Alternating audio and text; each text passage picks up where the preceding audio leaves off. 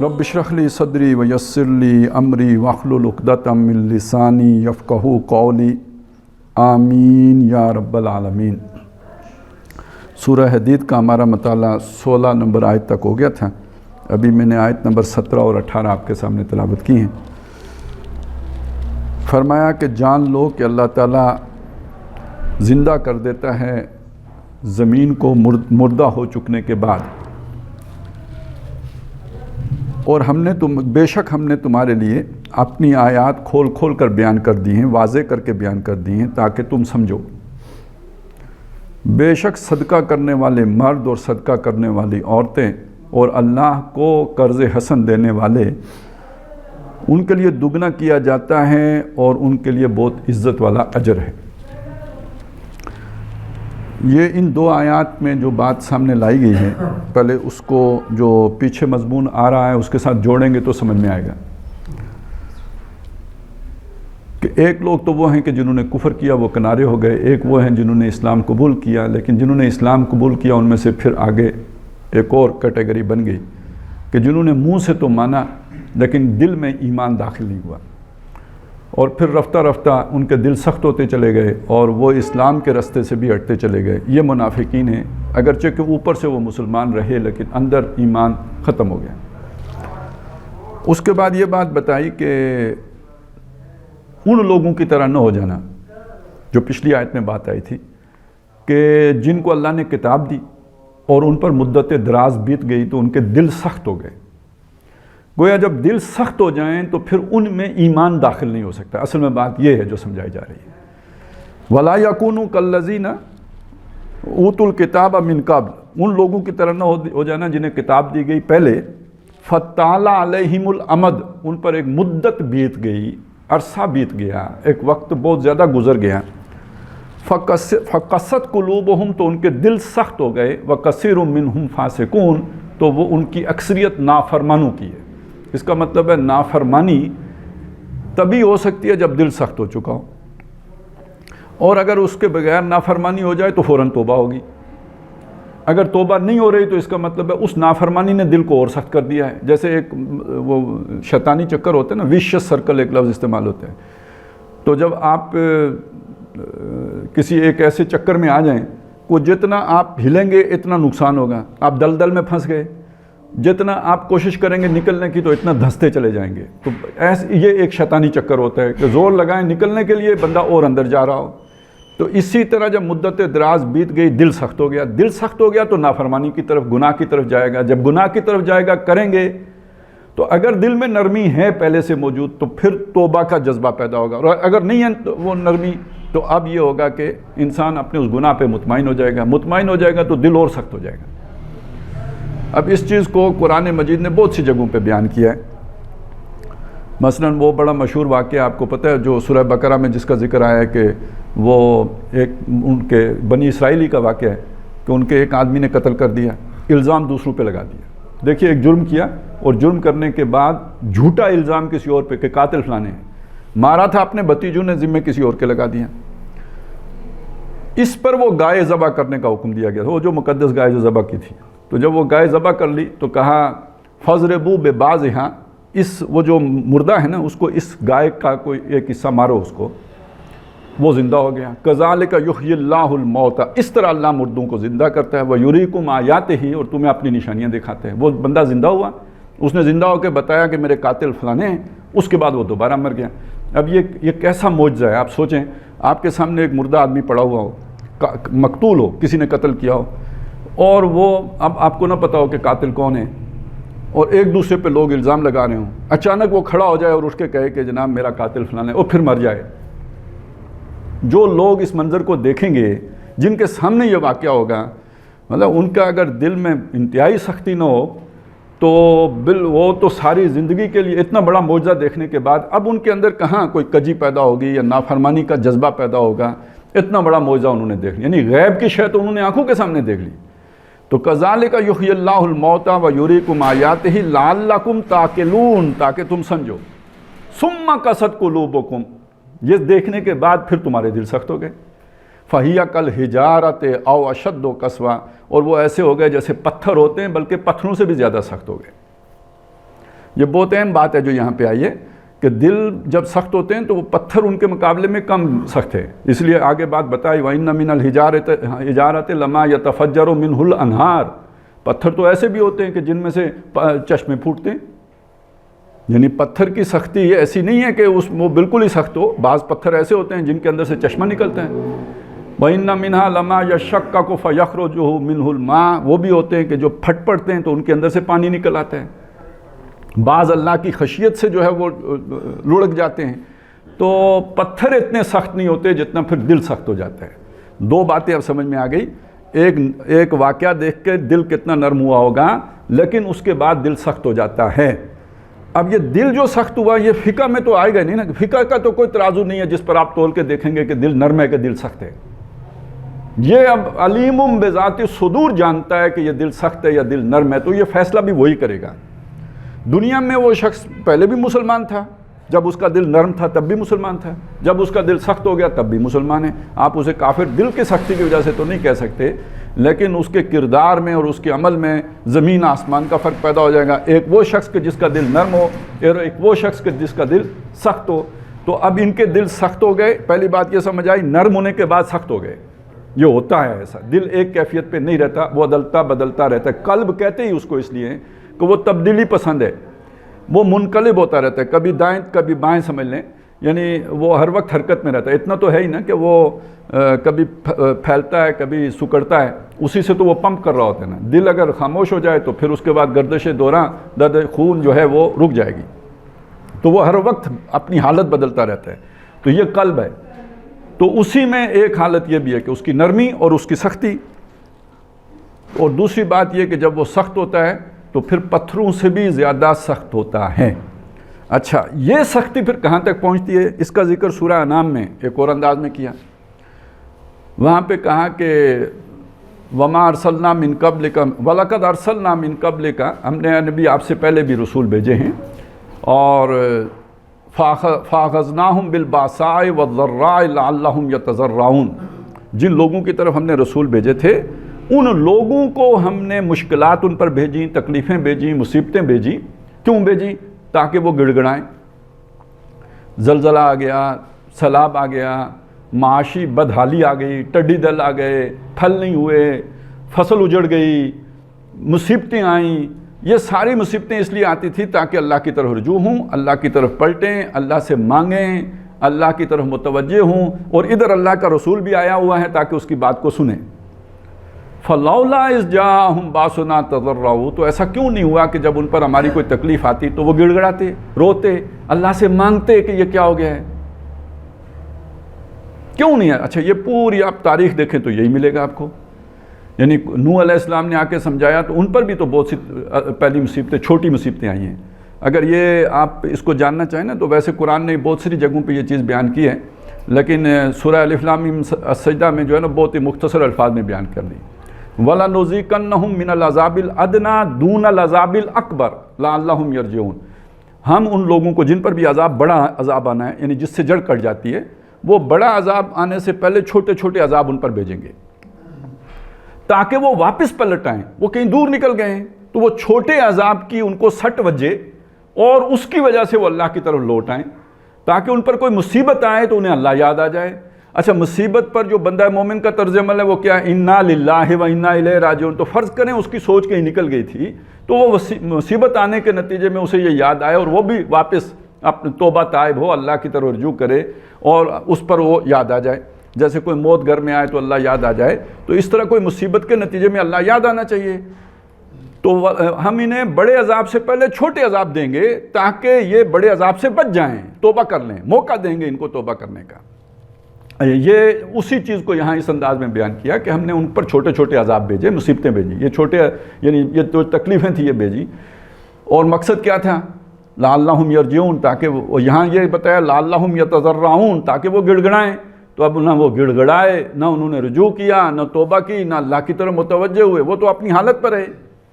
فلولا اذ جاءہم باسنا تضرعوا ولکن قست قلوبہم، بجائے اس کے کہ وہ ان عذابوں کو دیکھ کر ان کے دلوں کے اندر کوئی نرمی پیدا ہوتی، ان کے دل سخت تھے اور بھی سخت ہوتے چلے گئے۔ وَزَيَّنَ لَهُمُ الشَّيْطَانُ مَا كَانُوا يَعْمَلُونَ، اور جو شیطان نے ان کے لیے جو اعمال تھے، ان کے جو کرتوتیں، اب یہاں اعمال کو سمجھیں جو برے اعمال تھے، جو فسق و فجور تھا، جسے یہاں پہ وہ کثیر منہم فاسقون، جو ان کی نافرمانیاں تھیں جس سے اللہ ناراض ہوتا ہے، ان چیزوں کو شیطان نے ان کے لیے دل ربا بنا دیا، پسندیدہ بنا دیا، دل پسند بنا دیا، یعنی بجائے ان سے پلٹنے کے اور رجوع کرنے کے اور اللہ کی طرف متوجہ ہونے کے، انہی میں اور کھپ گئے، نئے فلسفے تراش کر کے انہی گندے کاموں میں بڑھتے چلے گئے۔ یہ ہے دل کی سختی۔ اسی کو کہا کہ یہ جو آخرت کا انکار کون کرتا ہے، سورہ مطففین میں ذرا اس کا ایک نقشہ کھینچا ہے، ویل للمطففین، ہلاکت ہے، بربادی ہے ان لوگوں کے لیے جو کم ناپتے ہیں، ویل للمکذبین، جھٹلانے والوں کے لیے۔ شروع تو مطففین سے ہوتی ہے، پھر آگے جا کے ویل للمکذبین آ جائے۔ الذین یکذبون بالدین، وہ کہ جو آخرت کے دن کو جھٹلاتے ہیں، یہ نہیں کہا کہ جو اللہ کو جھٹلاتے ہیں، جو آخرت، جو بدلے کو جھٹلاتے ہیں، بالدین، یعنی جس جزا و سزا کو جو جھٹلاتے ہیں ان کے لیے ہلاکت ہے اور خرابی ہے۔ وما یکذب بہ الا کل معتد اثیم، اس بدلے کے دن کو نہیں جھٹلاتا مگر وہی شخص جھٹلاتا ہے جو معتد، حد سے نکلا ہوا ہو، اثیم اور گناہ گار ہو، کیونکہ اسے اپنے کرتوت معلوم ہوتے ہیں، اسے پتہ ہے کہ اگر حساب کتاب ہو گیا تو میرا ستیہ ناش پھر جانا ہے۔ وہی ہے کہ جو آخرت کو جھٹلاتا ہے اور کہتا ہے کوئی آخرت نہیں ہونی۔ تو وما یکذب بہ الا کل معتد اثیم اذا تتلی علیہ آیاتنا، جب اس کو ہماری آیات سنائی جاتی ہیں، اس کے اوپر تلاوت کی جاتی ہیں، قال اساطیر الاولین، وہ کہتا ہے کہ پرانوں کی کہانیاں ہیں۔ کلا بل ران علی قلوبہم ما کانوا یکسبون، یہ بات نہیں ہے، کہانیاں نہیں ہیں، ان کے دلوں کے اوپر زنگ ہے۔ کیوں ہے زنگ؟ ما کانوا یکسبون، جو کمائیاں انہوں نے کی، وہی کرتوتیں جو ان کے برے اعمال ہیں، ان برے اعمال نے ان کے دل کو سخت کر دیا ہے۔ ما کانوا بہ یکسبون، اس وجہ سے وہ آیتیں بھی انہیں سمجھ میں نہیں آتی۔ اب آپ اس چیز کو دیکھ لیجئے کہ چونکہ میں یہ آیت کا حوالہ دیتا رہا ہوں اس سے پہلے، تو آج میں چاہتا ہوں کہ اس کی وضاحت کر دوں کہ جو آتا ہے نا قرآن مجید میں کہ نبی جب آپ ان کے سامنے قرآن کی آیات کی تلاوت کرتے ہیں تو ہم ان کے اور اپنے درمیان، ان آیات کے درمیان ایک پردہ، ایک حجاب طاری کر دیتے ہیں۔ وَإِذَا قَرَأْتَ الْقُرْآنَ جَعَلْنَا بَيْنَكَ وَبَيْنَ الَّذِينَ لَا يُؤْمِنُونَ بِالْآخِرَةِ حِجَابًا مَسْتُورًا، تو یہ حجاب کی جو طاری ہوتا ہے، یہ یہاں پہ بھی دیکھیے، یہ نہیں کہا کہ جو ایمان نہیں رکھتے، یہ کہا لا یؤمنون بالآخرہ، جو آخرت پر ایمان نہیں رکھتے۔ اس لیے کہ ایک شخص اللہ کو مانتا ہے، ٹھیک ہے مانتا ہے، یہ اللہ کی آیات ہے، وہ یہ بھی مانے گا اللہ کی آیات ہے۔ اب اس میں لکھا ہوا ہے کہ سود نہیں کھانا، اب سود چھوڑنے کے لیے جو طاقت چاہیے وہ کدھر سے آئے گی؟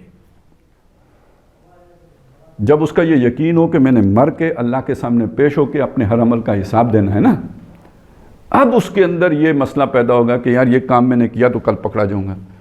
جس کا یہ یقین نہیں ہے وہ کیوں چھوڑے؟ اس کو تو وہ مولوی صاحب اچھے لگیں گے جو اسے بتائیں گے کہ صبح جناب آپ سورہ یاسین پڑھ لیا کرو، شام کو سورہ واقعہ پڑھ لیا کرو، اللہ اللہ خیر، باقی دن کو جو مرضی گند پھیرو۔ یا یہ کہ صبح فجر پڑھ کے بیٹھ جایا کرو مسجد میں، اور اس کے بعد جو ہے سورج نکلنے کے بعد 2 نفل پڑھ کے جایا کرو، پچھلے گناہ سارے معاف، تو باقی تو اپنے دل کو خود مطمئن کر لے گا۔ جسے یہ خوف ہو کہ اللہ کے سامنے پیش ہونا ہے، یہ وہ خوف ہے کہ جو اس کے دل کے اوپر سے وہ زنگ اتارے گا۔ یہ زنگ اترے گا تو قرآن اس پر اثر انداز ہوگا، اس کے بغیر نہیں ہوگا۔ حجاب ہوگا، سمجھ ہی نہیں آئے گی، اور آئے گی تو اپنے مطلب کے انداز میں آئے گی، جو اس کا اصل مفہوم ہے وہ اس کے اوپر نہیں کھلے گا، حجاب میں رہے گا، پردے میں رہے گا۔ کلا بل ران علی قلوبہم ما کانوا یکسبون، قرآن کے مفہوم سے پردے میں رہے گا، اس لیے کہا حجابا مستورا، ایک حجاب ہے مستور، نظر نہیں آتا ہے۔ ایک ہی بات ہوتی ہے، ایک ہی بات، ایک آدمی کوئی اور معنی لیتا ہے، دوسرا آدمی کوئی اور معنی لیتے ہیں، یہیں سے سارا مسئلہ کھڑا ہوتا ہے۔ نبی صلی اللہ علیہ وسلم نے فرمایا، دیکھیے اب کیسے کیا چیزیں ہوتی ہیں وہاں پہ۔ پہلی بات سوچیں، ایک بات کہی کہ بھئی یہ جو ذبح کر کے کھاتے ہو یہ حلال ہے، جو خود مر جائے وہ حرام ہے۔ مسلمان جو تھا جس کو اللہ کا اس نے کہا ٹھیک ہے اللہ نے حلال کر دیا، بس ٹھیک ہے میں یہ کھاؤں گا یہ نہیں کھاؤں گا۔ جو نہیں مانتا تھا، جسے کوئی ڈر نہیں تھا، کوئی خوف نہیں تھا، کوئی پرواہ نہیں تھی، اس نے کہا یار یہ دیکھیں کیا بات کرتے ہیں، جس کو خود مارتے ہیں کہتے ہیں یہ کھاؤ، جس کو اللہ مارتا ہے کہتے ہیں یہ نہیں کھاؤ۔ اب جو مردہ ہوا اس کو کس نے مارا؟ ٹھیک ہے، وہ تو مانتے نا اللہ نے مارا، کہتے ہیں اللہ کا مارا نہیں کھاتے، اپنا مارا کھاتے ہیں۔ دیکھیں کتنی معقول بات ہے۔ بظاہر آپ اگر دیکھیں کہ بھئی جس کو خود ذبح کیا وہ تو کھا لیا، اور جس کو اللہ نے مارا پٹک کے یا گرا کے یا لڑکا کے یا جس طرح اللہ نے مار دیا اس کو نہیں کھاتے۔ تو دلیل انہیں کی حد تک کوئی کمزور دلیل تو نہیں تھی نا، کتنی مضبوط دلیل ہے۔ ہر الٹا کام کر کے یہ کہنا کہ اگر اللہ چاہتا تو ہم نہ کرتے۔ سَيَقُولُ الَّذِينَ أَشْرَكُوا لَوْ شَاءَ اللَّهُ، وہ عنقریب یہ مشرک لوگ کہیں گے اگر اللہ چاہتا ما اشرکنا ولا آباؤنا، نہ ہم شرک کرتے نہ ہمارے آبا شرک کرتے، ولا حرمنا من شیء، کسی شے کو ہم حرام بھی نہ کرتے۔ دیکھیں نا دلیل کوئی کمزور ہے؟ بھئی اللہ کے چائے بغیر اگر پتہ بھی نہیں جنبش کرتا تو ہم نے، ہمارے آبا نے یہ اتنے شرک کے نظام بنا لیے، یہ بت بنا لیے، تو اللہ نے بنانے دیے، تو آپ کو کیا اعتراض ہے؟ ٹھیک ہے نا، ان کی سمجھ میں نہیں آ رہا، ان کا اپنا بیانیہ بڑا مضبوط ہے۔ انہیں لگتا ہے کہ اللہ نے چاہا تو ہم نے کیا، اللہ کا گھر ہے، اللہ کے گھر میں 360 بت رکھ دیے، اگر غلط ہوتے تو کیوں رکھنے دیتا؟ ہمارے ہاتھ ٹوٹ جاتے، ہمارے گھروں پہ بجلی گر پڑتی، اتنا گندا کام ہو نہیں سکتا تھا، ہو نہیں سکتا تھا، کیسے ہو گیا؟ تو اگر ہونے دیا تو اس میں اللہ کی رضا شامل ہے، اللہ راضی ہے ہم سے۔ یہ آ کے ان کو پتہ نہیں کیا ہمارے بتوں سے چڑے۔ تو سمجھ آ رہی ہے نا کہ کتنا فرق ہوتا ہے حق و باطل کے در۔ اچھا یہی اسی طرح کا مسئلہ سود کا، یعنی جب آج کا مسئلہ نہیں ہے، یہ تب بھی تھا۔ الذین یاکلون الربا لا یقومون الا کما یقوم الذی یتخبطہ الشیطان من المس۔ اللہ نے فرمایا یہ جو سود خور ہیں یہ آخرت میں نہیں اٹھیں گے مگر اس طرح اٹھیں گے جیسے شیطان کسی کو مس کر کے باولا کر دیتا ہے، وہ جیسے جن نہیں پڑ جاتا ہے دنیا میں، وہ جس طرح پاگل ہو جاتے ہیں، اس طرح یہ آخرت میں اٹھیں گے۔ یہ اتنی سخت سزا کیوں ملے گی؟ ذالک بانہم، یہ اس لیے کہ انہوں نے کہا انما البیع مثل الربا، یہ جو خرید و فروخت ہے یہ بھی تو سود ہی کی طرح کی ہے۔ اب سمجھیں دلیل کیا ہے اس کے پیچھے؟ یہ 10,000 کا موبائل میں لے کے آیا، آ کے آپ کو 11,000 کا بیچ دیا، 1,000 روپے نفع لے لیا نا، 10,000 ہی کا لایا تھا نا۔ وہی 10,000 میں نے آپ کو نقد دے کے اگر 1,000 لے لیا تو کیا کون سی قیامت ٹوٹ پڑی؟ دلیل یہ ہے کہ بھائی 10,000 کی چیز لا کے بیچی تو نفع جائز ہو گیا، وہ 10,000 ہی دے کے 11,000 لیا تو کہاں یہ حرام ہے؟ یہ کیا بات ہوئی؟ انما البیع، یہ جو بیع ہے، مثل الربا، یہ بھی تو ربا جیسی ہی ہے۔ تو میں صرف سمجھا یہ رہا تھا کہ یہ جو دل ہے نا، یہ بڑا یعنی نازک سا، بہت ہی سوفسٹیکیٹڈ یہ سافٹ ویئر ہے۔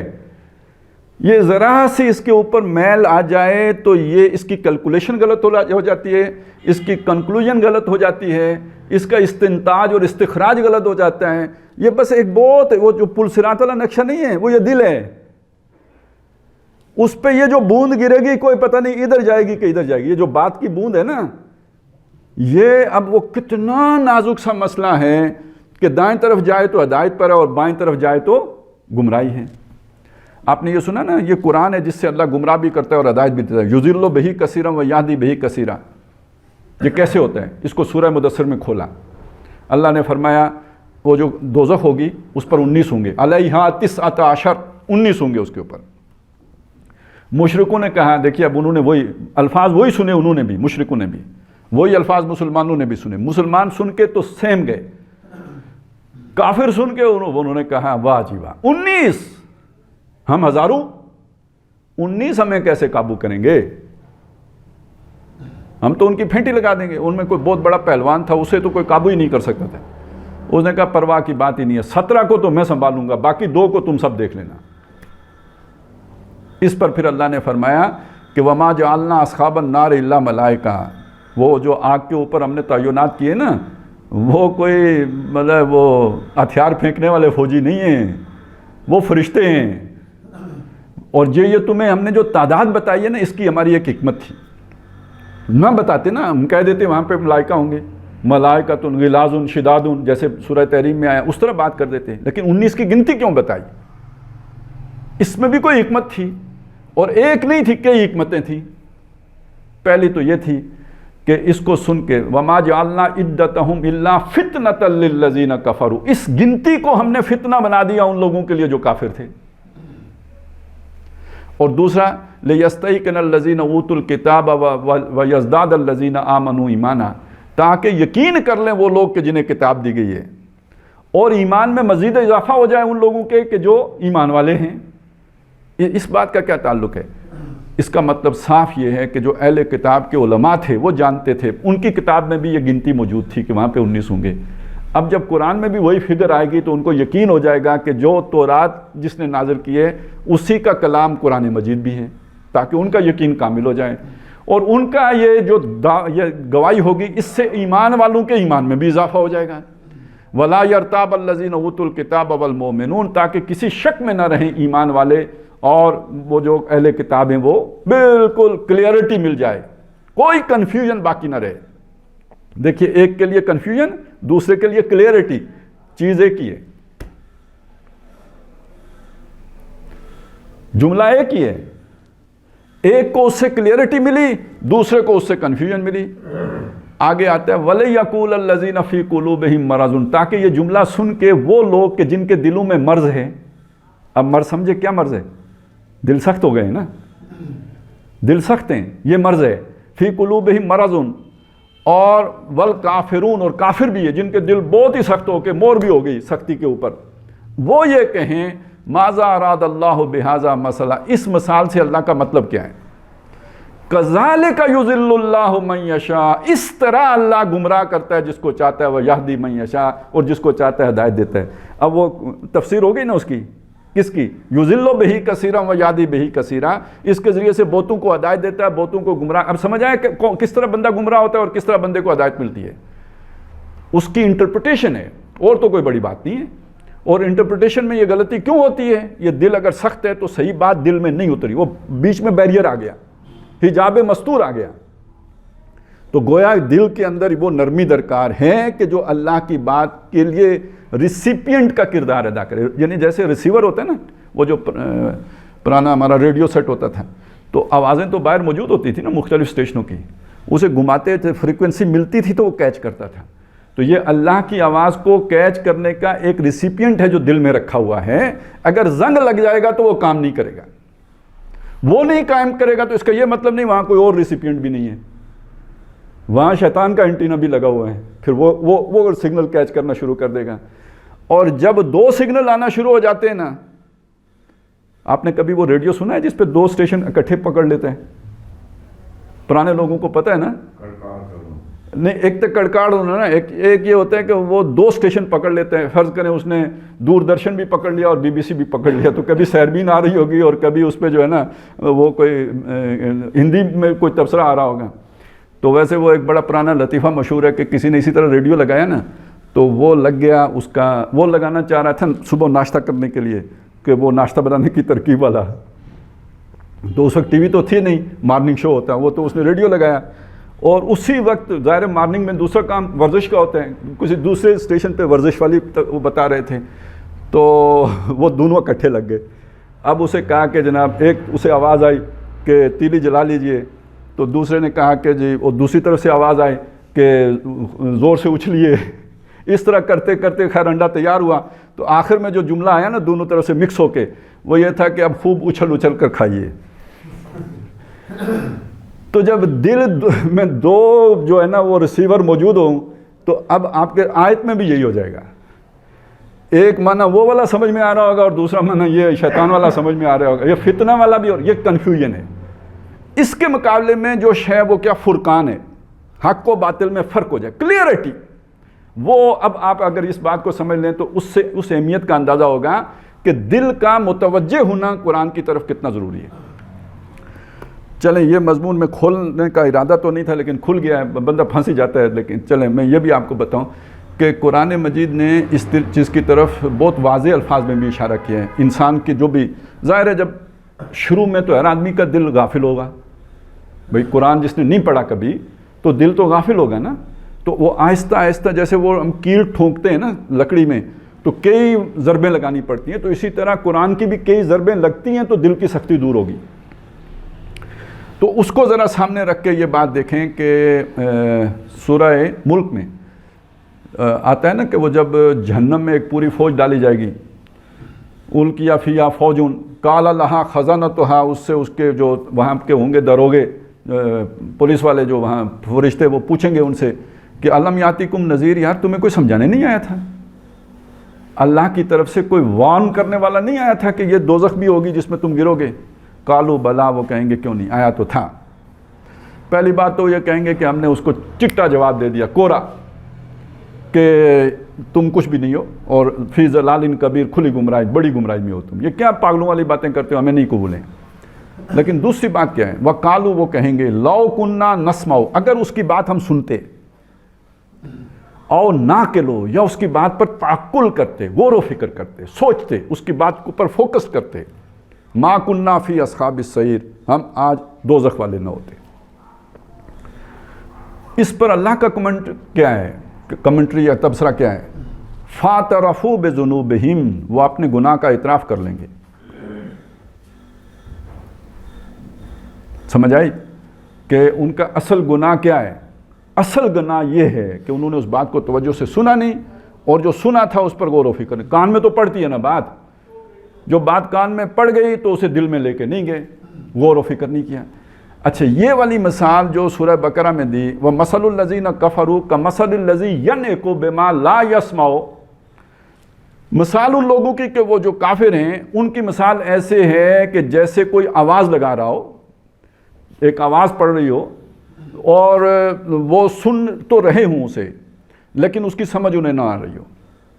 مَثَلُ الَّذِينَ كَفَرُوا كَمَثَلِ الَّذِي يَنْعِقُ بِمَا لَا يَسْمَعُ، اب چلیں خیر، لیکن اس مفہوم یہ ہے کہ جیسے آپ کو کوئی دور سے بلائے، تو جب کوئی دور سے بلاتا ہے تو آپ کے کان میں آواز تو پڑتی ہے لیکن جملہ سمجھ میں نہیں آتا۔ اب بعضوں کا اعلان ہوتا ہے نا مسجد میں، ہم سنتے ہیں، پتہ نہیں لگتا کہ بھائی اس نے کون سے گاؤں کا، کس محلے کا نام لیا ہے، بعض اوقات اس میں کنفیوژن ہو جاتی ہے، جس بندے کا نام لے رہے ہوتے ہیں کبھی اس کی کنفیوژن ہو جاتی ہے، تو یعنی کلیئرٹی کے ساتھ وہ سمجھ میں نہیں آ رہا ہوتا کہ کیا بات ہو رہی ہے۔ آواز تو سمجھ میں آ رہی ہے، کان سے اندر جا رہی ہے، لیکن وہ بات نہیں سمجھ میں آ رہی ہے۔ ایسے ہی ایک پردہ حائل ہو گیا، گویا قرآن مجید کی سماعت تو ہو رہی ہے، الفاظ تو سنے جا رہے ہیں، پوری کلیئرٹی کے ساتھ سنے جا رہے ہیں، لیکن یہ کہ وہ دل میں اتر نہیں رہے ہیں، ان کی صحیح سمجھ نہیں آ رہی ہے، اس کا فہم حاصل نہیں ہو رہا ہے۔ تو وَلَوْ كُنَّا نَسْمَعُ، اب فہم کیسے حاصل ہوگا؟ جو سنا ہے اس پر غور کرو، اس کو اچھی طرح سوچو، یہ کیا بات ہے، یہ لفظ کیا ہے، اس کا یہ جملہ کیا ہے، اس کا معنی کیا بنے گا، اور نہ کہ لو یہ کرتے۔ اگر یہ کر لیا ہوتا ما كُنَّا فِي أَصْحَابِ السَّعِيرِ، تو وہ دوزخ والے نہ ہوتے۔ اچھا، اسی سلسلے میں ہم نے یہ پڑھا تھا سورہ کاف میں،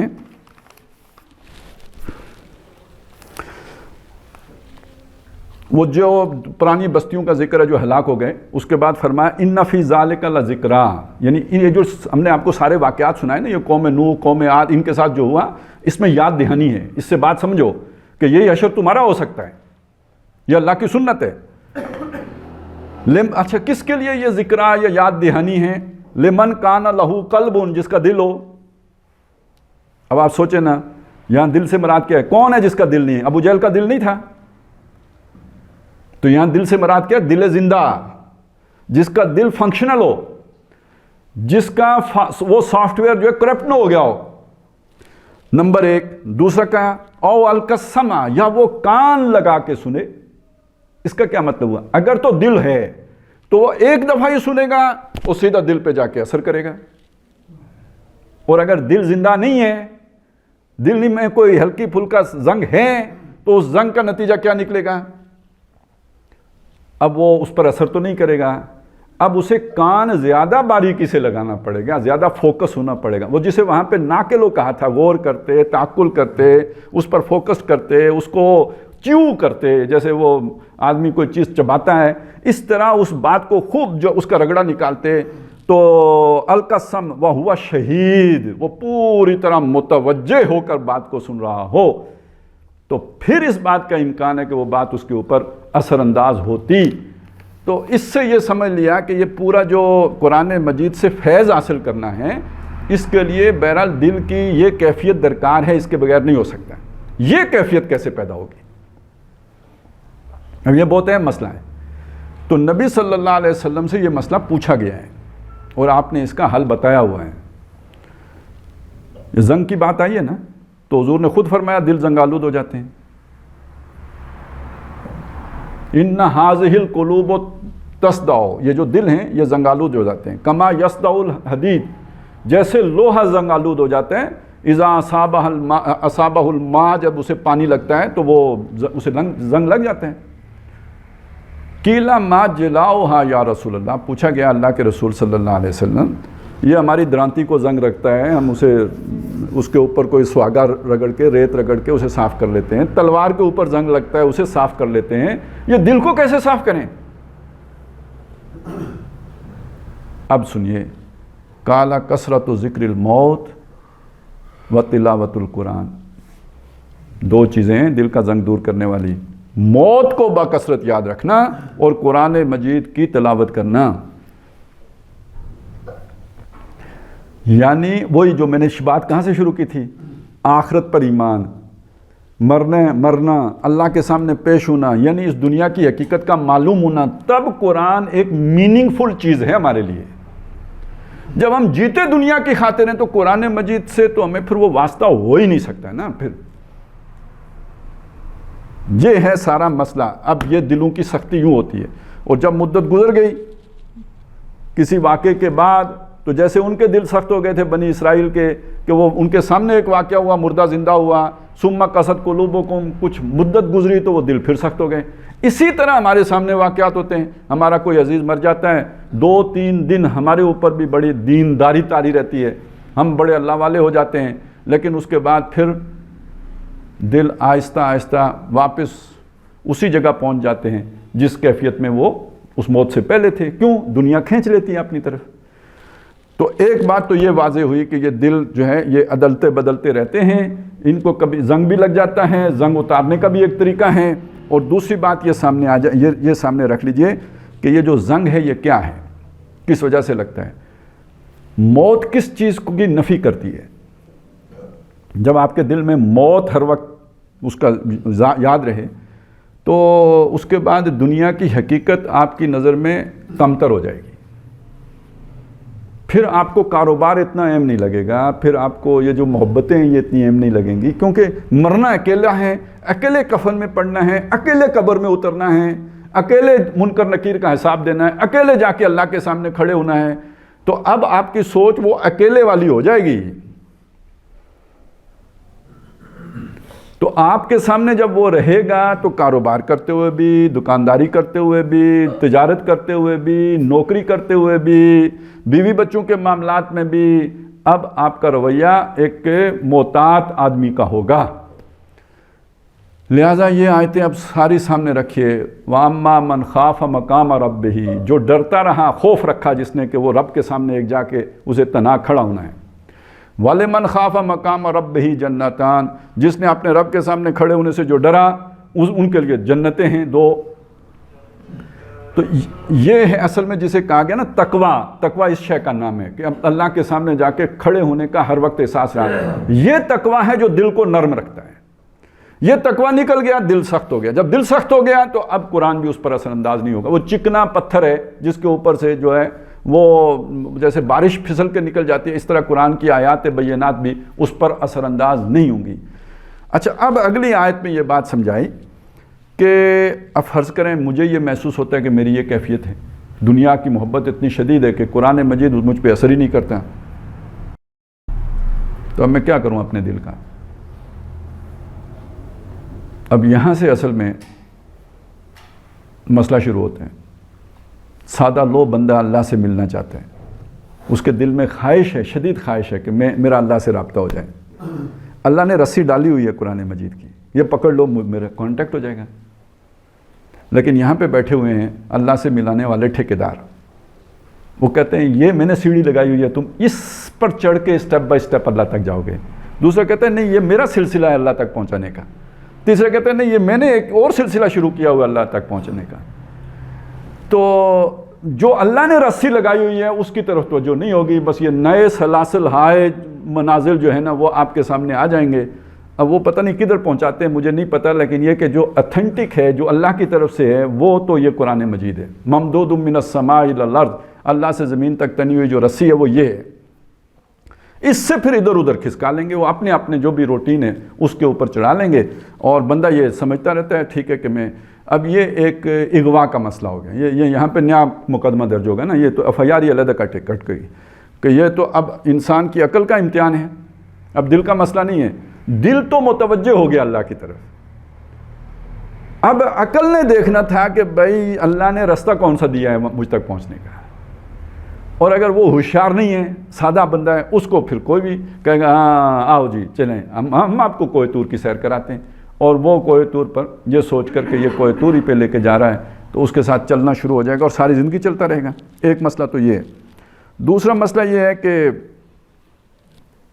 قرآن مجید کا جو اسلوب ہے اس کو بھی سمجھ لیجئے۔ یہ خاص طور پہ دیکھیے کتنی سادہ سی مثال دی، مثال یہ دی کہ دیکھیں یہ جو زمین ہے نا، اعلموا ان اللہ یحیی الارض بعد موتہا، جان لو کہ اللہ تعالیٰ زمین کو زندہ کر دیتا ہے مردہ ہو چکنے کے بعد۔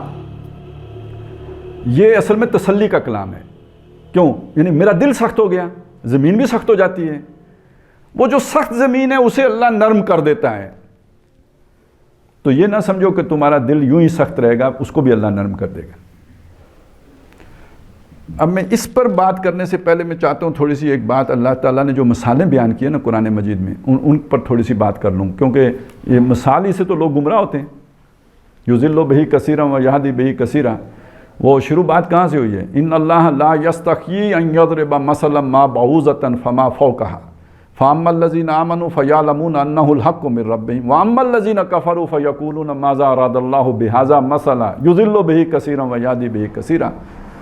تو یہ اب سمجھ لیجئے کہ یہ جو مثال ہوتی ہے یہ اللہ تعالیٰ جو دیتے ہیں تو اللہ یہ بتاتے ہیں کہ یہ ہمارا مقصد اس کا یہ ہوتا ہے کہ بات سمجھ میں آ جائے۔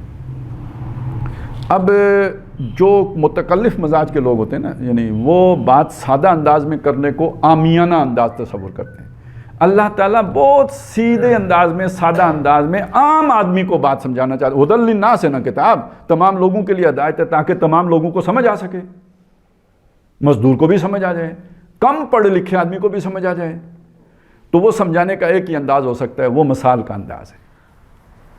اگر آپ کوئی ٹیکنیکل لینگویج استعمال کریں گے، مثلا منطقی انداز اختیار کریں گے، تو منطق کا جو استدلال ہے وہ بہت مشکل ہوتے ہیں، وہ عام آدمی تو اس کو سمجھ ہی نہیں سکتا، پک ہی نہیں کر سکتا، اس کے مقدمات ہیں، یہ صغرا ہے، یہ کبرا ہے، یہ نتیجہ ہے، تو اب یہ سارا جو اس کا ایک استدلال کا طریقہ ہے یہ عام آدمی کے بس کی بات نہیں ہے، یہ بہت مشکل بات ہے۔ تو قرآن مجید کو ہم دیکھتے ہیں اس اعتبار سے، جیسے خود قرآن کا دعویٰ ہے کہ وَلَقَدْ يَسَّرْنَا الْقُرْآنَ لِلذِّكْرِ، ہم نے قرآن کو یاد دہانی کے لیے آسان بنایا ہے۔ فَهَلْ مِن مُدَّكِرٍ، تو کوئی یاد دہانی حاصل کرنے والا ہے؟ تو آسان ہونے کا مطلب یہ ہے کہ اس کا اسلوب سادہ ہوگا، بہت عام فہم ہوگا۔ تو جب عام فہم ایسے ہی ہو سکتا ہے کہ لوگوں کے ذہن کے قریب آ کے بات کی جائے، اللہ تعالیٰ اپنے علم کے مطابق بات کرے تو کس کی سمجھ میں کچھ آئے گا؟ ہمیں تو مرزا غالب کا کلام نہیں سمجھ میں آتا ہے، وہ اس نے دعویٰ بھی کیا ہے نا، آگہی دام شنیدن جس طرح چاہے بچھائے، مدعا ان کا ہے اپنے عالم تقریر کا۔ کیا سمجھے؟ کہتے ہیں آگہی، یعنی وہ جو آگاہ ہونا ہے نا، کہ اویئر ہونا ہے کسی چیز سے، تو دام شنیدن، یہ کان جو ہے نا اس کا دام، یعنی بات سن، یعنی اپنا آپ رڈار جس طرح مرضی فٹ کر دیں بات سننے کے لیے، تو آگہی دام شنیدن جس طرح چاہے بچھائے، مدعا، جو میرا مدعا ہے، جو میں کہنا چاہتا ہوں، جو میرا مفہوم ہے، ان کا، وہ نایاب ہے، وہ دستیاب نہیں ہے۔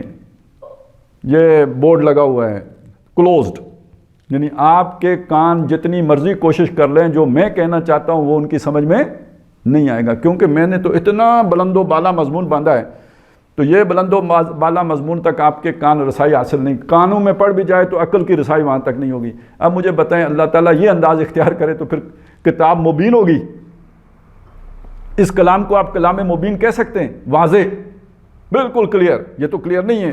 مدعا ان کا ہو تو یہ تو کتاب، جس کا مدعا بہت واضح ہو، جس کا مدعا بہت آسان ہو، وہ ہے نا مبین۔ لہٰذا اللہ تعالیٰ نے اپنی شان جو بھی اس کی ہے اس کے مطابق کلام نہیں کیا، اگرچہ کہ اپنی شان کو برقرار رکھا ہے، لیکن یہ کہ انسانی سوچ کے قریب آ کے بات کی ہے۔ اب انسان جن چیزوں سے واقف ہیں وہی باتیں کی ہیں۔ اب انسان مچھر سے واقف ہیں تو مچھر کی مثال دے دی، انسان یہ درد جو ہے زمین اس سے واقف ہیں تو اس کی مثال دے دی۔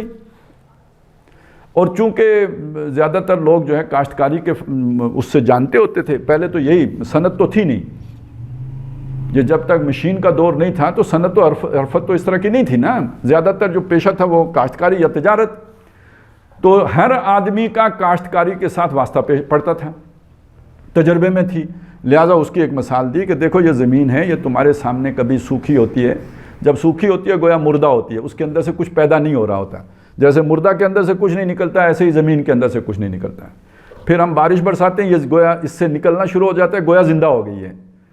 تو یہ ایک مثال قرآن مجید نے دے کے ہمیں بات سمجھا دی کہ یہ دل کی مردہ زمین بھی زندہ کی جا سکتی ہے، جب تک آپ زندہ ہو تو دل اگر سخت بھی ہو گیا ہے تو اسے نرم کیا جا سکتا ہے، جیسے کہ نبی صلی اللہ علیہ وسلم نے ایک نسخہ بتا دیا اس طریقے سے نرم ہو سکتا ہے۔ قرآن نے پہلے تو یہ تسلی دی، مایوس ہونے کی بات نہیں ہے، اگر دل سخت بھی ہے تو نرم کیا جا سکتا ہے۔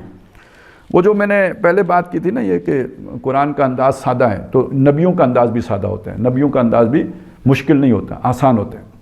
اچھا، جب یہ آسان انداز میں بات کی جاتی ہے نا تو وہ جو متکلف مزاج کے لوگ ہوتے ہیں ان کو یہ چیزیں لگتی ہیں کہ عامیانہ ہیں، وہ پھر کہتے ہیں ماذا اراد اللہ بہذا مثلا، یعنی یہ اللہ کے شان سے تو بہت فروتر مثال ہے جو اللہ نے دے دی۔ کہنے کا مقصد کیا ہوتا ہے؟ بادشاہ لوگ جب بات کرتے ہیں تو اس طرح کی گھٹیا بات یا چھوٹی بات یا ہلکی بات نہیں کرتے، بادشاہ کا کلام ہوتا ہے، تو اللہ جو آسمانوں و زمین کا بادشاہ، اس کے کلام کے اندر یہ چھوٹی چھوٹی باتوں کا ذکر کیوں آئے؟ تو غالب کے کلام کے اندر جیسے چھوٹی بات نہیں آ سکتی، مدعا ان کا ہے اپنے عالم تقریر کا، تو اللہ کی بات کے اندر بھی چھوٹی بات نہیں آنی چاہیے۔ یہ میں نے ذرا تھوڑا اس لیے آپ کو بتا دیا کہ آج کے زمانے میں بھی جب کوئی شخص یہ کوشش کرے گا کہ لوگوں کو بات سمجھ میں آ جائے تو وہ لوگوں کے سطح پر آ کے بات کرنے پہ اپنے آپ کو مجبور پائے گا۔ اس کی بات وہ جو اپنے آپ کو بہت بڑا جو ہے نا ترم خان سمجھ رہے ہوتے ہیں، ان کو لگتی ہے بڑی ہلکی بات ہے، بڑی عامیانہ بات ہے، یہ کوئی بڑے سمجھدار آدمی نہیں ہے یا کوئی اہل علم میں سے نہیں ہے۔ اب جب وہ خود بات کریں گے تو کچھ نہ سمجھے خدا کرے کوئی، اتنے مشکل زبان میں بات کریں گے کہ مطلب میں بعض لوگوں نے ترجمے لکھے ہیں قرآن مجید کے، اتنا قرآن مجید کا اپنا ٹیکسٹ جو ہے نا مشکل نہیں ہے جتنا ترجمہ مشکل ہے، اس سے بھی موٹا لفظ۔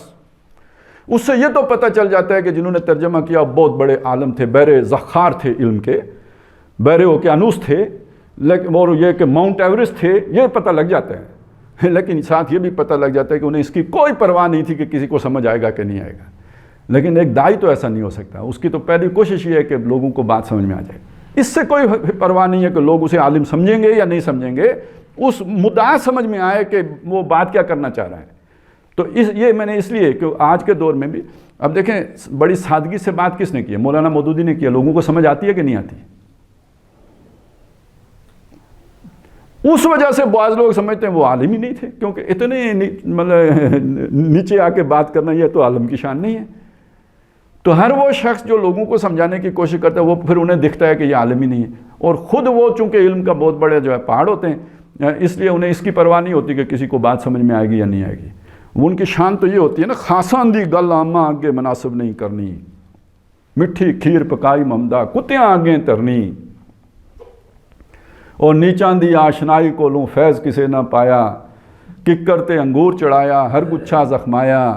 تو اب جب یہ آپ کی سوچ ہوگی تو آپ کیوں وہ بڑی باتیں لوگوں کے سامنے کریں گے اور آسان بنا کے کریں گے؟ آپ تو یہ سمجھیں گے کہ یہ باتوں کا بھی نقصان ہے۔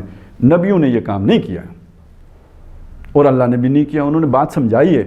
اب آگے اگر گچھا زخمی ہوتا ہے، وہ پتھر مارتے ہیں، وہ جو ہے نا اللہ کی ان باتوں کا مذاق اڑاتے ہیں، اس کی پرواہ نہیں کیے۔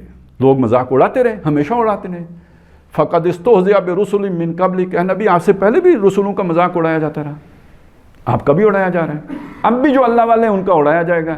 اس وجہ سے کہ لوگ کہیں گے بات بہت جو ہے نا ہلکی کی ہے، تو لوگوں کو سمجھانے کا انداز اور اسلوب تبدیل نہیں کیا جا سکے گا۔ اس معاملے میں مولانا امین حسن اصلاحی نے بڑا اچھا، جو ان کی کتاب ہے نا دعوت دین اور اس کا طریقہ کار، اس میں ایک پورا چیپٹر بند ہے کہ جو انبیاء کا طرز استدلال کیا ہوتا ہے، وہ کس طرح اپنی بات سمجھاتے ہیں. وہ کوئی اتنا مشکل نہیں ہوتا کہ لوگوں کو بات سمجھ میں نہ آئے. تو بہرحال جو بھی تبلیغ کرے گا, جو دعوت دے گا, اس کے انداز کے اندر یہ ایک یعنی اہل علم کی نظر میں ایک عامیانہ پن آ جائے گا. فَطَالَ عَلَيْهِمُ الْأَمَدُ فَقَسَتْ قُلُوبُهُمْ وَكَثِيرٌ مِّنْهُمْ اعْلَمُوا أَنَّ اللَّهَ يُحْيِي الْأَرْضَ بَعْدَ مَوْتِهَا قَدْ بَيَّنَّا لَكُمُ الْآيَاتِ. ہم نے تمہارے لیے آیتیں کھول کھول کے بیان کر دی ہیں. بین مبین واضح کر دینا. لَعَلَّكُمْ تَعْقِلُونَ تاکہ تم سمجھو. یعنی ہم نے پورا تمہیں پروسیس بتا دیا. اگر دل سخت ہے تو دل نرم کرنے کا, یعنی دل سخت ہو جاتا ہے, یہ نہ سمجھو کہ تمہارا دل سخت نہیں ہوگا. یہ دنیا اپنی طرف کھینچے گی تو سمجھو دل سخت ہو گیا. دنیا کی طرف متوجہ ہو گئے سمجھو دل سخت ہو گیا. اب قرآن نہیں سمجھ میں آئے گا. اب اس سے دل نکالنے کا طریقہ کیا ہے؟ موت کو یاد رکھو. موت کو یاد رکھ کے کثرت سے قرآن کو پڑھو. اب یہ دو چیزیں مل کے اس کے کمبینیشن سے وہ زنگ اترے گا. زنگ اترے گا تو آگے کیا ہوگا؟ ان المصدقین والمصدقات واقرضوا اللہ قرضا حسنا. بے شک وہ لوگ جو صدقہ کرنے والے ہیں, مطلب صدقہ کرنے والے مرد اور صدقہ کرنے والی عورتیں اور اللہ کو قرض حسن دینے والے, ان کے لیے دگنا کیا جائے گا, یعنی ان کا اجر. وَلَهُمْ أَجْرٌ کریم, اور ان کے لیے وہاں پہ بہت عزت والا اجر ہوگا. اب اس کی ہم وضاحت نہیں کرتے, میں صرف اتنا اس کا جوڑ دیتا ہوں کہ دیکھیں یہ مال کی محبت ہے جو دل کو سخت کر دیتی ہے. یہ دنیا کی محبت ہے جو دل کو سخت کر دیتی ہے. اب جب اس مال کو اللہ کی راہ میں لگاؤ گے, صدقہ کرو گے, خیرات کرو گے, لٹاؤ گے, تو گویا اب دل اللہ کی طرف متوجہ ہو گیا, دل نرم ہو گیا. نرم دل کی علامت یہ ہے کہ اس میں مال کی محبت, دنیا کی محبت یہ نہیں ہوگی. جس دل میں یہ محبت ہے وہ مریض دل ہے, وہ سخت دل ہے, وہ مریض دل ہے. جس کے دل سے یہ نکل گئی وہ لٹائے گا, اسے پرواہ نہیں ہوگی, وہ لگائے گا اور کھپائے گا. اس پر انشاءاللہ تعالیٰ چلیں ہم اگلی نشست میں بات کر لیں گے. آج اس کو سمجھ لیا ہم نے کہ یہ جو نفاق ہے یہ کہاں سے پیدا ہوتا ہے؟ جب دل کی زمین سخت ہو جاتی ہے. اور دل کی زمین سخت ہونے کی وجہ کیا ہے کہ اس میں جب آپ دنیا کی محبت سما جاتی ہے, یہ زمین سخت ہو گئی. اسی دنیا کی محبت کو دلوں کا مرض کہا گیا. فی قلوبہم مرض فزادہم اللہ مرضا. اللہ نے انہیں ان کے مرض میں اور آگے بڑھا دیا. مطلب یہ کہ اور دنیا کی محبت ان کے دلوں میں ڈال دی, انہیں مواقع دے دیے اور دنیا کمانے کے. ان کے کاروبار میں ہم کہتے ہیں برکت ہو گئی, وہ برکت نہیں ہو گئی. اللہ نے کہا تم ادھر ہی لگے رہو, استدراج ہو گیا.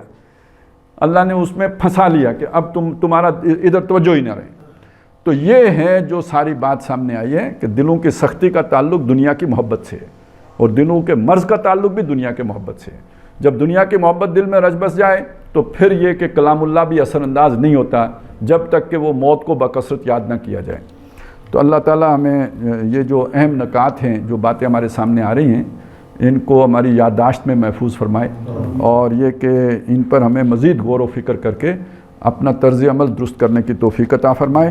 بارک اللہ لی و لکم فی القرآن العظیم و نفعنی و ایاکم بالآیات و الذکر الحکیم.